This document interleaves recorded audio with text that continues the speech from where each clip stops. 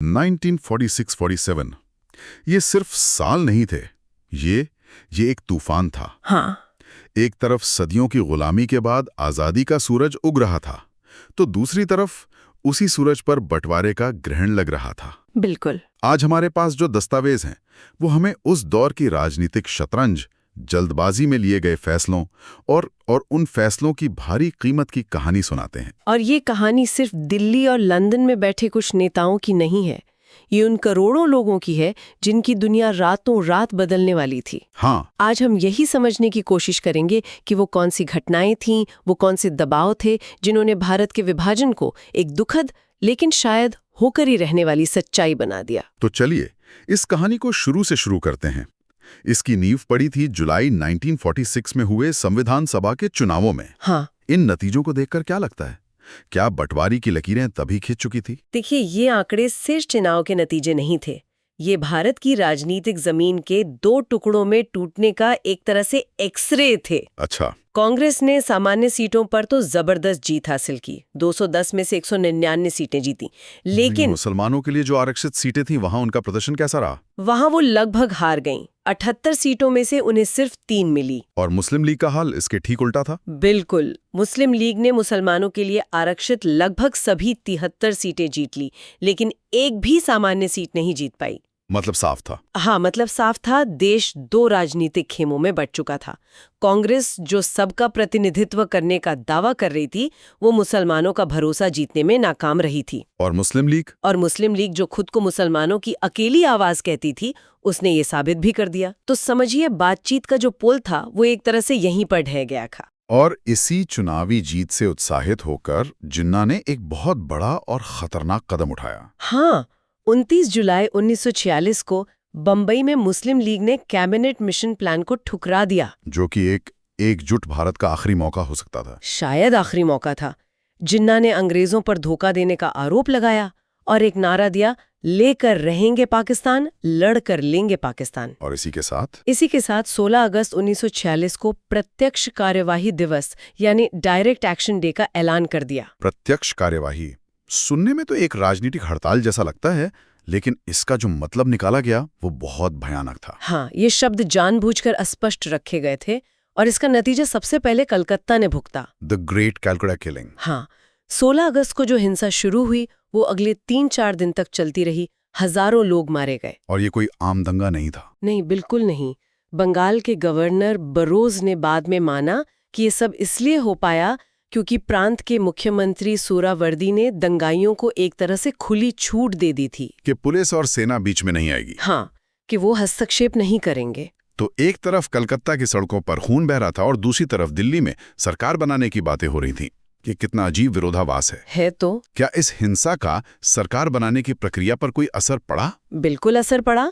इसी माहौल में वाइसरॉय वेवल ने 12 अगस्त को नेहरू को अंतरिम सरकार बनाने का न्योता दिया और 2 सितंबर 1946 को नेहरू ने प्रधानमंत्री के तौर पर शपथ ली, जिसमें पटेल और राजेंद्र प्रसाद जैसे बड़े नेता शामिल थे। और मुस्लिम लीग ने इसका बहिष्कार किया और उस दिन को शोक दिवस के तौर पर मनाया। लेकिन फिर कुछ ही हफ्तों बाद लीग ने अपना मन बदल लिया और सरकार में शामिल हो गई। ये यू टर्न क्यों? ये एक सोची समझी रणनीति थी। अच्छा। लीग को लगा कि सरकार के बाहर रहकर वो अपने हितों की रक्षा नहीं कर पाएगी, तो वो सरकार में शामिल तो हो गए, लेकिन सरकार चलाने के लिए नहीं, बल्कि उसे रोकने के लिए लियाकत अली खां को वित्त मंत्रालय दिया गया, जो सरकार का सबसे अहम मंत्रालय होता है। और उन्होंने इस ताकत का इस्तेमाल किया, पूरा इस्तेमाल किया, कांग्रेस के हर प्रस्ताव में अड़ंगा डालने के लिए। उनका मकसद साफ था, दुनिया को ये दिखाना कि हिंदू और मुसलमान एक साथ काम नहीं कर सकते और इसलिए पाकिस्तानी एकमात्र हल है। हाँ, बिल्कुल। मतलब सरकार के अंदर ही एक और बंटवारा हो चुका था और इसका असर देश पर क्या पड़ रहा था? देश जल रहा था। कलकत्ता की आग नुआखाली पहुंची, जो अब बांग्लादेश में है, जहां हिंदुओं को निशाना बनाया गया। और इसकी प्रतिक्रिया में बिहार में मुसलमानों पर भयानक अत्याचार हुए।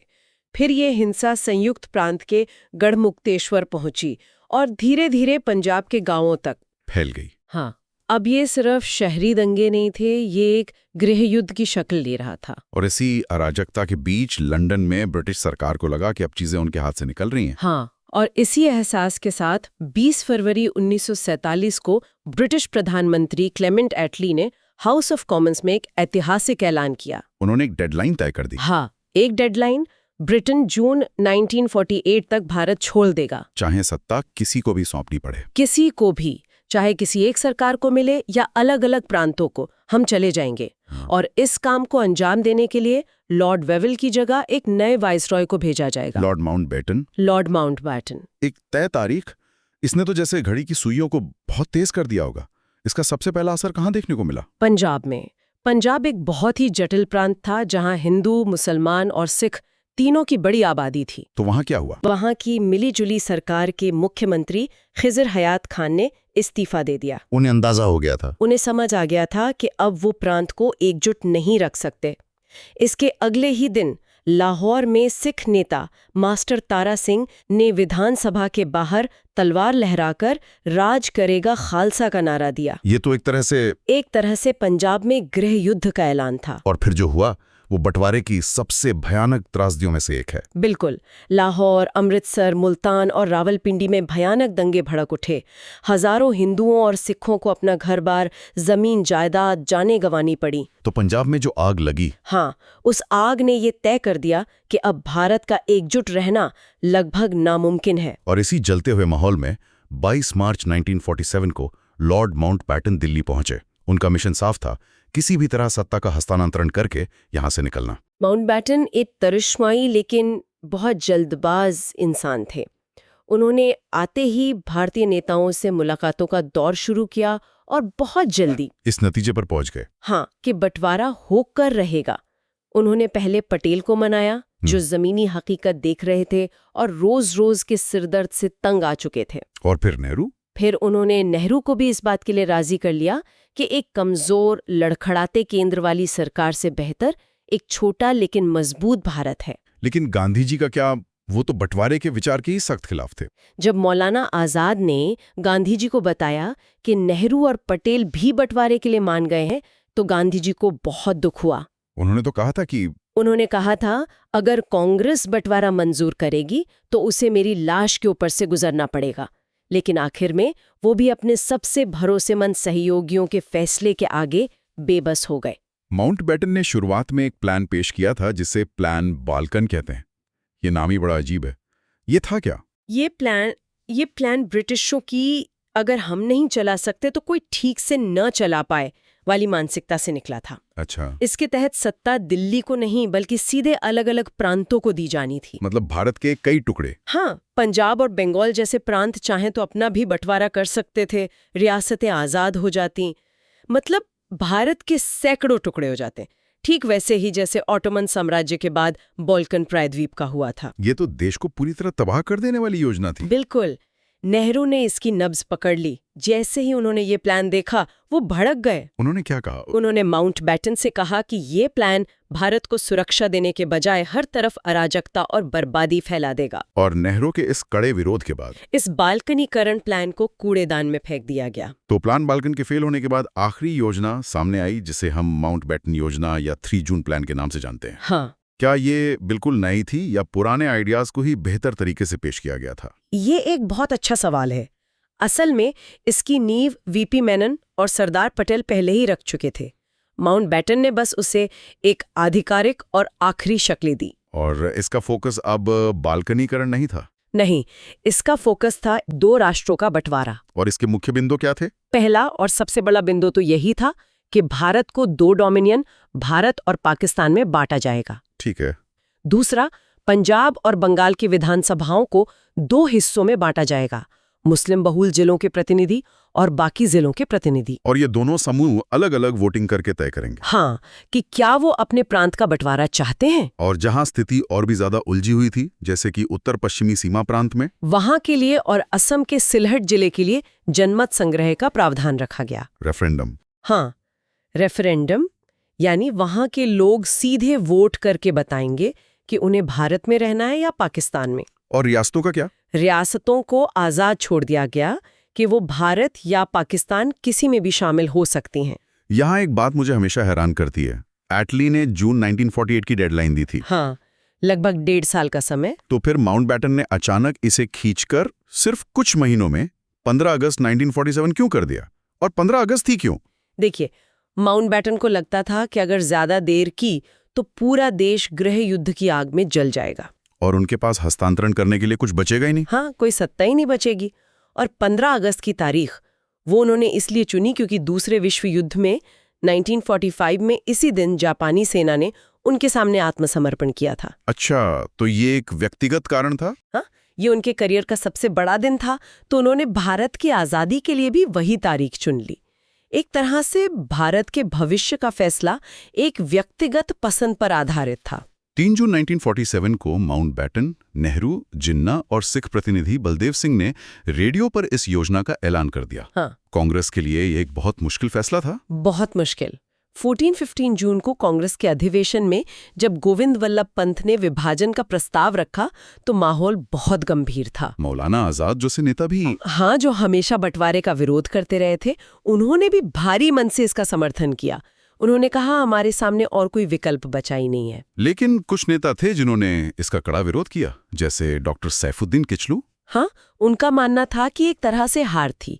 उन्होंने कहा कि हमने एक मजबूत सेक्युलर भारत के विचार को धर्म के नाम पर की जा रही राजनीति के सामने कुर्बान कर दिया है। लेकिन ज्यादातर बड़े नेता तब तक इस नतीजे पर पहुंच चुके थे। हाँ, कि एक दर्दनाक ऑपरेशन करके शरीर के एक हिस्से को काटना पूरे शरीर में जहर फैलने देने से बेहतर है। योजना मंजूर होने के बाद सबसे मुश्किल और सबसे खूनी काम शुरू हुआ, जमीन पर लकीर खींचने का। और ये काम एक ऐसे अंग्रेज वकील सिरिल रैडक्लिफ को सौंपा गया जो इससे पहले कभी भारत आए ही नहीं थे। उन्हें भारत के बारे में कुछ पता नहीं था। कुछ नहीं, न भूगोल, न समाज, न संस्कृति। उन्हें पंजाब और बंगाल को बांटने के लिए सिर्फ 6 हफ्ते दिए गए। 6 हफ्ते। हाँ, ये एक असंभव काम था और इसका नतीजा भी वैसा ही भयानक निकला। और फिर वो रात आई, 14-15 अगस्त 1947 की आधी रात। हाँ, एक तरफ एक नए देश का जन्म हो रहा था, दूसरी तरफ एक पुराना मुल्क 2 टुकड़ों में बंट रहा था। 14 अगस्त को पाकिस्तान एक आजाद मुल्क बना और जिन्ना ने कराची में सत्ता संभाली। और उसी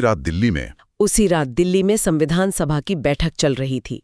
जैसे ही घड़ी में 12 बजे जवाहरलाल नेहरू ने अपना मशहूर भाषण दिया, ट्रिस्ट विद डेस्टिनी, नियति से साक्षात्कार। हाँ, उन्होंने कहा कि जब दुनिया सो रही है, भारत जीवन और आजादी के लिए जाग रहा है। जब नेहरू दिल्ली में नियति से साक्षात्कार की बात कर रहे थे और पूरा देश जश्न मना रहा था, तो उस वक्त गांधी कहाँ थे?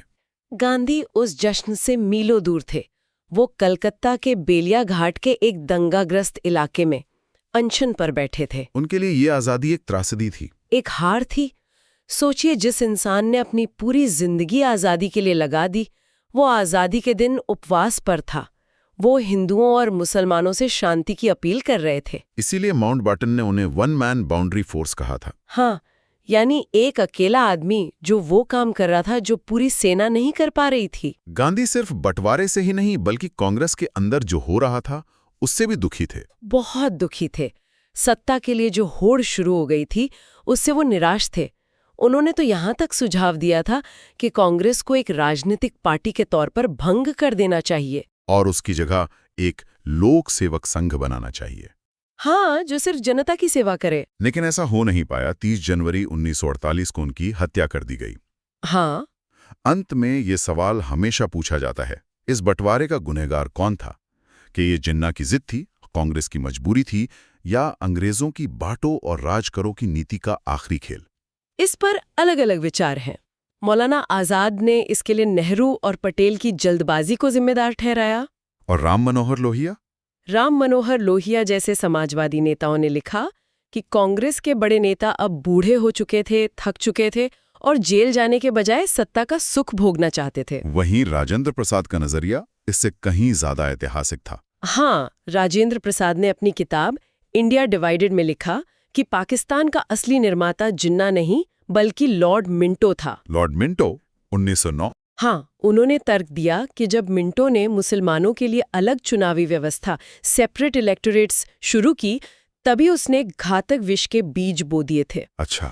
एक बार जब आपने राजनीति को धर्म के आधार पर बांट दिया तो देश का बंटवारा तो बस समय की बात थी। तो आज हमने देखा कि कैसे चुनावी नतीजों से लेकर दंगों की आग और राजनीतिक मजबूरियों ने मिलकर आजादी की सुबह को बंटवारे की शाम में बदल दिया। हाँ, ये एक ऐसी कहानी है जिसमें जीत और हार, उम्मीद और नाउम्मीदी, एक दूसरे में लिपटे हुए हैं। एक इतिहासकार है नॉर्मन डी पामर, उन्होंने लिखा है कि ब्रिटिश संसद के इतिहास में कोई भी इतना जरूरी कानून, भारतीय स्वतंत्रता अधिनियम, हाँ, वो इतने कम समय और इतनी कम बहस में पास नहीं हुआ। ये बात सोचने पर मजबूर करती है कि क्या कुछ और महीनों का समय, थोड़ी और बातचीत इतिहास की इस सबसे बड़ी त्रासदी को टाल सकती थी? ये एक ऐसा सवाल है जिसका जवाब शायद किसी के पास नहीं है, लेकिन ये हमें उस दौर की जटिलताओं और उन नेताओं पर पड़े असाधारण दबाव को समझने में मदद जरूर करता है। अगली बार तक के लिए सोचते रहिए।